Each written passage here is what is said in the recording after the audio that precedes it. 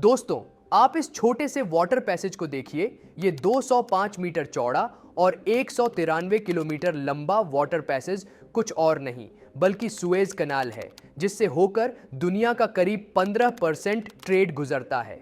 India की बात करें तो इसी कैनाल से इंडिया का 20 से 25% फॉरेन ट्रेड गुजरता है और इंडिया के लिए ये पैसेज तो उसका एनर्जी कॉरिडोर भी है, क्योंकि यहीं से इंडिया का 60 से 65% ऑफ टोटल क्रूड ऑयल का इंपोर्ट होता है।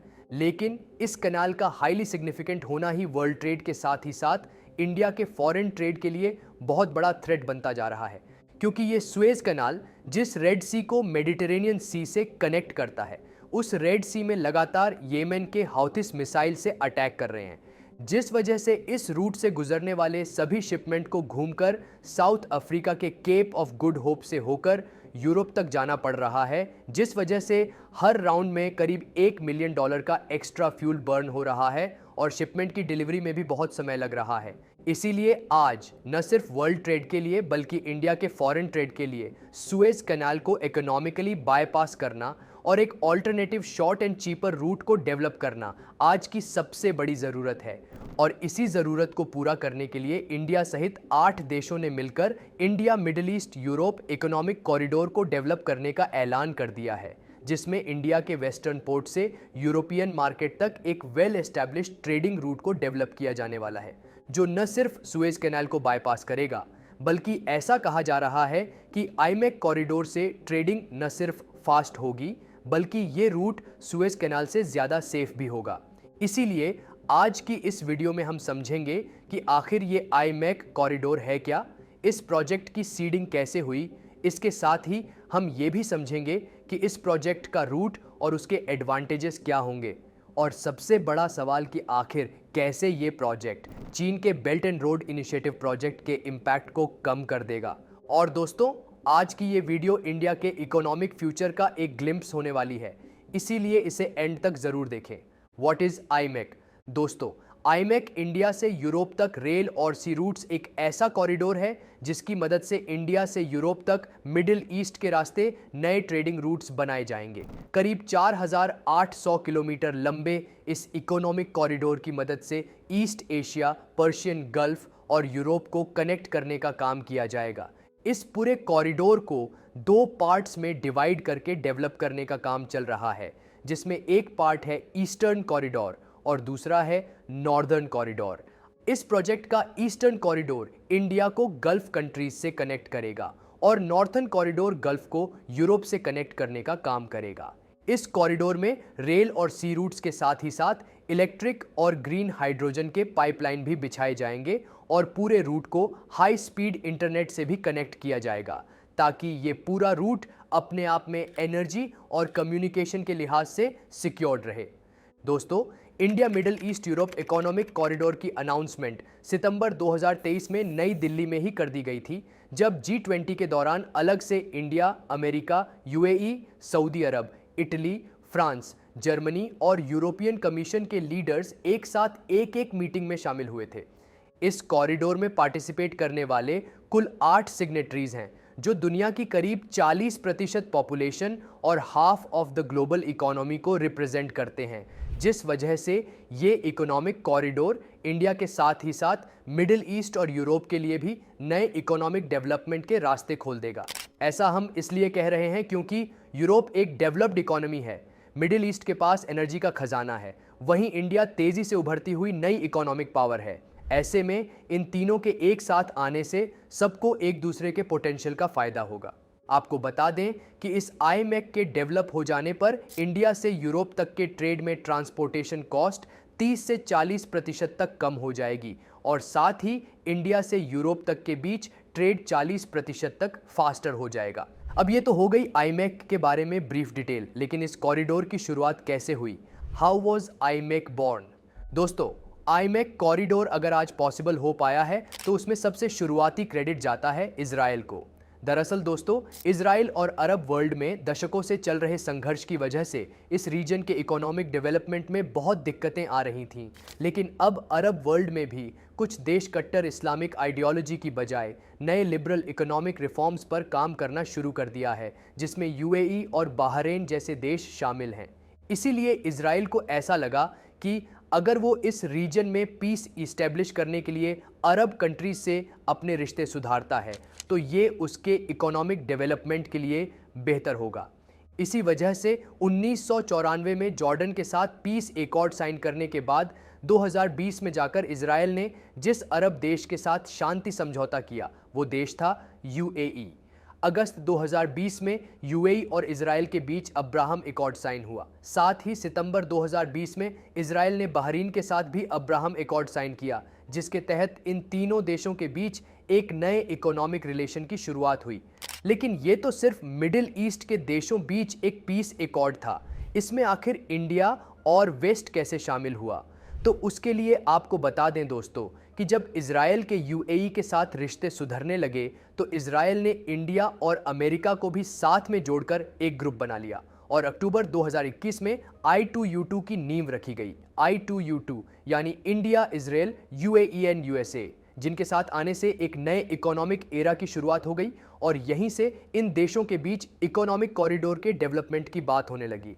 दोस्तों, I2U2 के पहले वर्चुअल समिट जुलाई 2022 में फोकस्ड एरिया और नए स्ट्रेटेजिक ट्रांसपोर्टेशन लिंक्स को डिस्कस किया गया, जिसमें सबसे इंपॉर्टेंट बात ये समझ आई कि इस पूरे रूट में सऊदी अरब सबसे इंपॉर्टेंट रोल प्ले करेगा। लेकिन इजराइल के साथ सऊदी के खराब रिलेशन की वजह से सऊदी की ये इंपॉर्टेंस एक मुश्किल में बदल गई।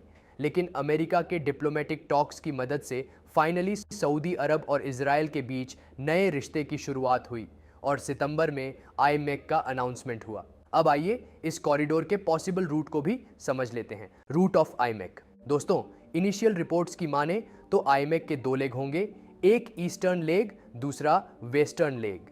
ईस्टर्न लेग इंडिया के वेस्टर्न पोर्ट्स जैसे मुंद्रा पोर्ट गुजरात, कांडला पोर्ट गुजरात और जवाहरलाल नेहरू पोर्ट ट्रस्ट नवी मुंबई से कंटेनर ट्रैफिक को वेल एस्टेब्लिश्ड शिपिंग रूट्स की मदद से यूएई तक ट्रांसपोर्ट करेगा, जहां शिपमेंट यूएई के फुजैरा, जेबेल अली और अबू धाबी जैसे पोर्ट्स तक पहुंचेगा, जिसके बाद इस शिपमेंट को यूएई के फुजैरा बंदरगाह से सऊदी अरब जॉर्डन के रास्ते इजराइल तक रेल नेटवर्क के जरिए पहुंचाया जाएगा। इजराइल में इस शिपमेंट का डेस्टिनेशन हाइफा पोर्ट होगा और मित्रों, इजराइल का ये हाइफा पोर्ट मेडिटेरेनियन सी के सबसे इंपॉर्टेंट सी पोर्ट्स में से एक है, जिसके कनेक्ट होने के बाद आईमेक कॉरिडोर का वेस्टर्न लेग एक्टिव हो जाएगा और वापस से कंटेनर्स को हाइफा पोर्ट्स पर शिप में लोड कर दिया जाएगा, जहां से ये शिपमेंट मेडिटेरेनियन सी के रास्ते पूरे यूरोपियन यूनियन यानी फ्रांस, इटली और जर्मनी के पोर्ट्स तक पहुंचाया जाएगा, जहां से फर्दर उन्हें रेल रोड के द्वारा यूरोपियन मार्केट्स तक यानी शिपमेंट के उसके फाइनल डेस्टिनेशन तक पहुंचाने का काम होगा। इस पूरे कॉरिडोर में टू वे ट्रांसपोर्टेशन की फैसिलिटीज मौजूद होगी। अब आप ये तो समझ गए कि इस कॉरिडोर का रूट क्या होगा, लेकिन इस कॉरिडोर से हमें क्या फायदा होगा उसे भी समझ लेते हैं। Advantages of IMEC. दोस्तों, जैसा कि हमने वीडियो के शुरुआत में ही आपको सुएज कनाल पर इंडिया की डिपेंडेंसी के बारे में बात की थी, उसे थोड़ा डिटेल में समझें तो आम तौर से इंडिया से यूरोप तक जो ही शिपमेंट जाता है वो अरेबियन सी के रास्ते होते हुए फिर रेड सी में एंटर करता है, फिर उसके बाद वो इजिप्ट के सुएज कैनाल से निकलते हुए फिर मेडिटेरेनियन सी में दाखिल होता, फिर उसके बाद वो यूरोप पहुंचता था। दोस्तों, क्योंकि इंडिया यूरोपियन यूनियन का one of the largest trading partner है, जिसके साथ इंडिया का बायलैटरल ट्रेड 2022-23 में करीब 136 बिलियन डॉलर तक पहुंच गया था। साथ ही यूरोप इंडिया का सेकंड लार्जेस्ट एक्सपोर्ट मार्केट भी है, जहां इंडियन एक्सपोर्ट करीब 60 बिलियन डॉलर से ज़्यादा का हो जाता है। इसीलिए इंडिया से शिपमेंट का यूरोप पहुंचना बहुत ज़रूरी होता है। इसीलिए सुएज कैनाल को पास करना इंडिया की मजबूरी हो जाती है। लेकिन दोस्तों, क्योंकि सुएज कैनाल एक बहुत नैरो पैसेज है जो रेड सी को मेडिटेरेनियन सी से कनेक्ट करता है, इसीलिए यहाँ पर आमतौर से ट्रैफिक लग जाती है और इस कैनाल से शिपमेंट के पास होने में बहुत समय लग जाता है। और चूंकि ट्रैफिक बढ़ने की वजह से यहाँ से गुजरने वाली शिप्स की ट्रांजिट फीस भी लगातार बढ़ रही है। इसीलिए ये रूट लगातार महंगा होता जा रहा है। आपको बता दें कि जनवरी 2024 से इस कैनाल का ट्रांजिट फीस 15% बढ़ गई, जिस वजह से इस रूट से ट्रेड करना बहुत महंगा होता जा रहा है। इसके अलावा ये सुएज कैनाल जिस रेड सी को मेडिटेरेनियन सी से कनेक्ट करता है, इस रेड सी में सिक्योरिटी कंसर्न्स लगातार बढ़ रहे हैं, जिसमें सबसे रीसेंट कंसर्न हूथी अटैक से बढ़ा हुआ है। आपको बता दें कि ईरान स्पॉन्सर्ड हूथी ग्रुप के टेररिस्ट्स गाजा और इजराइल वॉर की सॉलिडेरिटी में रेड सी से गुजरने वाले शिप्स पर लगातार मिसाइल से अटैक कर रहे हैं, जिस वजह से ये रूट और रिस्की हो गया है। इसके अलावा रेड सी के वेस्ट बैंक पर सोमालिया भी मौजूद है, जहां के पायरेट्स किस तरह से शिप्स को लूटते हैं, ये बात तो सबको पता ही है। ऐसे में इंडिया से यूरोप का ट्रेड रूट इन्फ्लेशन के साथ ही साथ सिक्योरिटी कंसर्न की वजह से भी फर्दर ट्रेड के लिए सेफ नहीं रह गया है, और ऐसे में आईमेक के बन जाने से सुएज कनाल और रेड सी आसानी से बायपास हो जाएंगे। साथ ही बीच में रेल नेटवर्क की वजह से भी शिपमेंट की स्पीड बढ़ जाएगी, क्योंकि high speed freight train 120 kilometre प्रति घंटा की स्पीड से भी ट्रैवल कर सकती है, जो शिप्स की स्पीड करीब 4 गुना ज़्यादा है, जिस वजह से ये रूट 4 गुना फास्टर हो जाएगा। दूसरा सबसे बड़ा एडवांटेज है परमिशन का। आपको बता दें कि आमतौर से जिस सी रूट से शिप्स गुजरती हैं, उनमें कई पोर्ट्स पर उनका स्टॉपेज भी होता है, और हर स्टॉपेज पर शिपमेंट को बार बार चेक करके फाइनली उसे वहां से आगे गुजरने की परमिशन दी जाती है, जिस वजह से आमतौर से परमिशन लेने में काफ़ी समय लग जाता है और शिपमेंट के डेस्टिनेशन तक पहुंचने में बहुत समय लग जाता है। लेकिन आईमेक कॉरिडोर में जो भी स्टॉपेज होंगे, वहां पर किसी भी तरह की रीचेकिंग या परमिशन की ज़रूरत नहीं होगी। एक बार शिपमेंट अगर इंडिया से निकल जाता है तो फिर वो आखिर में लास्ट डेस्टिनेशन पर ही चेक किया जाएगा, जिससे बहुत ज़्यादा समय बच जाएगा और शिपमेंट की स्पीड बढ़ जाएगी। इसके साथ ही ये कॉरिडोर सिर्फ गुड्स ट्रेड तक लिमिटेड नहीं होगा, बल्कि इस कॉरिडोर की मदद से इस कॉरिडोर के पार्टिसिपेंट कंट्रीज़ में साइबर सिक्योरिटी और secure high speed data pipeline को भी डेवलप किया जाएगा, जिसकी मदद से इंडिया अपने आईटी सर्विसेज को वेस्ट एशिया और यूरोप में आसानी से एक्सपोर्ट कर पाएगा। इसके साथ ही इस कॉरिडोर के फ्रेमवर्क में इलेक्ट्रिसिटी ग्रिड्स को जोड़ना भी इंडिया के पर्सपेक्टिव से काफ़ी इम्पॉर्टेंट साबित होगा। इंडिया, जो कि इंटरनेशनल सोलर अलायंस की लीडरशिप का हिस्सा है, वो पहले ही one sun one world one grid के इनिशिएटिव को प्रमोट करता आया है। इस इनिशिएटिव के तहत दुनिया के बहुत से रीजनल इलेक्ट्रिक ग्रिड्स को एक कॉमन ग्रीन ग्रिड से जोड़कर आसानी से रिन्यूएबल एनर्जी का ट्रांसफ़र एक देश से दूसरे देश तक किया जा सकता है। इसीलिए आईमेक में इंडिया इसी इलेक्ट्रिक नेटवर्क के जरिए रिन्यूएबल एनर्जी के अपने इन्वेस्टमेंट और मार्केट को भी बूस्ट कर सकता है। इसके साथ ही कॉरिडोर में ग्रीन हाइड्रोजन के पाइपलाइन भी बिछाए जाएंगे, ताकि ग्रीन एनर्जी भी आसानी से इंडिया से यूरोप के बीच सप्लाई की जा सके।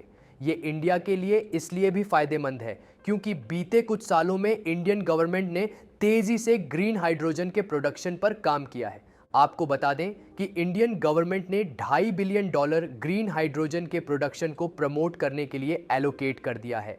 इसके साथ ही रिलायंस और अडानी ग्रुप्स जैसी इंडियन कंपनीज भी तेज़ी से ग्रीन हाइड्रोजन मैन्युफैक्चरिंग में इन्वेस्ट कर रहे हैं, जो आने वाले फ्यूचर में इंडिया को यूरोप से लेकर वेस्ट एशिया तक सबसे बड़ा ग्रीन हाइड्रोजन का एक्सपोर्टर बना सकता है, जिसमें आईमेक का बड़ा रोल होगा। और इसके साथ ही इस एम्बिशियस इकोनॉमिक कॉरिडोर का सबसे बड़ा एडवांटेज ये है कि ये कॉरिडोर चीन के बेल्ट एंड रोड इनिशिएटिव को काउंटर करने में बड़ा रोल प्ले करेगा, जिसे आइए थोड़ा डिटेल में समझते हैं। Belt and road initiative versus IMEC. दोस्तों, चीन का belt and road initiative project बीते एक दशक में पूरी दुनिया में सबसे तेज़ी से डेवलप होने वाले इंफ्रास्ट्रक्चरल प्रोजेक्ट्स में से एक रहा है, जिसमें चीन ने $1 ट्रिलियन से ज़्यादा का इन्वेस्टमेंट कर रखा है। लेकिन चीन का ये इन्वेस्टमेंट एक ट्रैप है, जिसका सामना आज BRI के मेंबर कंट्रीज़ कर रहे हैं। चीन ने बीते एक दशक में अफ्रीका, मिडिल ईस्ट और ईस्ट एशिया के देशों में अपने प्रोजेक्ट के इंफ्रा डेवलपमेंट के लिए उन्हें लोन का लालच दिया। फिर उसी डेट में उन देशों को ट्रैप करके चीन ने उनके ज़रूरी पोर्ट्स और स्ट्रेटेजिक रूट्स अपने कंट्रोल में कर लिए हैं। और ऐसा करके चीन ईस्ट एशिया से यूरोप तक एक सिल्क रोड और एक सिल्क मैरीटाइम रूट डेवलप करने में लगा हुआ है। लेकिन चीन की असलियत दुनिया के सामने आने के बाद अब अमेरिका से लेकर यूरोप तक के देश चीन की ग्रोथ से परेशान हो रहे हैं।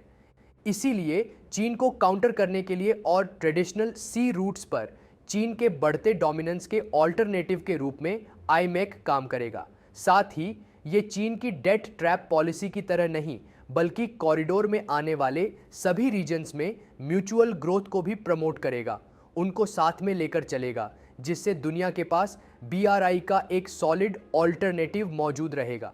कंक्लूजन, इस तरह से देखा जाए तो आईमेक एक फ्यूचरिस्टिक इकोनॉमिक कॉरिडोर होगा जो पूरे रीजन में न सिर्फ इकोनॉमिक और फाइनेंशियल एक्टिविटीज को बढ़ाएगा, साथ ही रिन्यूएबल और सस्टेनेबल एनर्जी की तरफ दुनिया को आगे ले जाएगा। और इन सब में इंडिया एक लीडिंग पार्टनर की तरह उभर कर सामने आएगा, जो उसे आने वाले नए समय में इकोनॉमिक सुपर पावर की तरफ ले जाएगा।